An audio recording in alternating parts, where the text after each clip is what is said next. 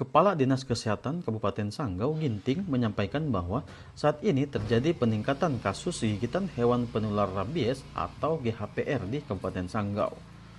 Dari Januari hingga Mei 2025 tercatat 1053 kasus GHPR. Jika dibandingkan dengan tahun 2024 lalu, dari Januari sampai Mei jumlahnya 566 GHPR. Jadi ada peningkatan kasus gigitan sekitar 53%. Kemudian terjadi juga peningkatan kasus yang meninggal dunia. Tahun 2024 yang meninggal dunia periode Januari sampai Mei sebanyak 1 kasus. Sementara tahun ini dari Januari sampai Mei 2025 yang meninggal 4 kasus. Terkait pencegahan dan penanganan, pihaknya selalu melakukan sosialisasi dan edukasi ke masyarakat. Penyakit rabies ini sangat berbahaya, jadi tidak boleh dianggap sepele karena bisa mematikan. Jadi, virus rabies ini bisa masuk sampai ke susunan sistem saraf pusat, seperti otak dan sumsum tulang belakang. Itu yang menyebabkan kepatalan dari kasus ini. Selain itu, penyakit rabies ini masuknya melalui air liur hewan, yang terinfeksi melalui gigitan, cakaran, bahkan bisa melalui jilatan jika yang dijilat itu adalah luka yang terbuka.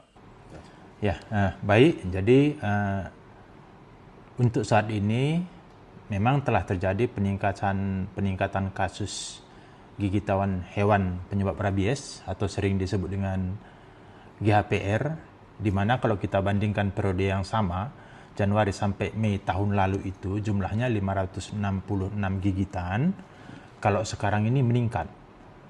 Januari sampai Mei 2025 meningkat menjadi 1053 kasus.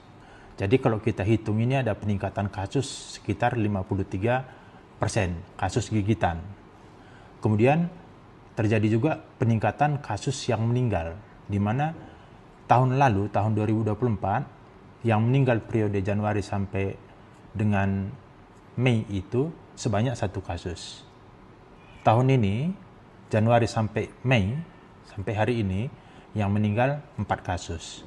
Kalau kita persenkan dengan jumlah gigitan, maka tahun lalu itu persentasi kematiannya dari kasus gigitan itu 0,17%. Kalau tahun ini 0,37%. Jadi ada juga peningkatan kasus gigitan sebanyak 0,2% dari jumlah gigitan dengan periode yang sama.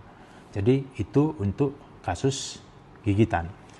Kemudian pencegahan dan penanganannya ini kita selalu lakukan sosialisasi edukasi ke masyarakat. Yang pertama, untuk pencegahan, kita sampaikan ke masyarakat bahwa penyakit rabies ini sangat berbahaya. Tidak boleh dianggap sepele karena bisa mematikan. Jadi virus rabies ini dia bisa masuk sampai ke susunan sistem saraf pusat seperti otak dan sumsum tulang belakang. Jadi itu yang menyebabkan kefatalan daripada kasus ini. Kemudian penyakit rabies ini masuknya melalui air liur hewan ya, air liur hewan yang terinfeksi melalui gigitan. Bisa melalui gigitan, bisa melalui cakaran, bahkan bisa melalui jilatan. Kalau yang dijilat itu adalah luka yang terbuka. Jadi dari air liur hewan GHPR itu masuk ke pembuluh darah melalui sistem saraf perifer bisa sampai susunan saraf pusat. Nah, seiring dengan waktu lama-kelamaan masuk ke susunan saraf pusat. Nah, pada saat mulai timbul gejala dan bisa menyebabkan kefatalan. Nah, gejala-gejala yang muncul itu biasanya itu pertama demam dulu.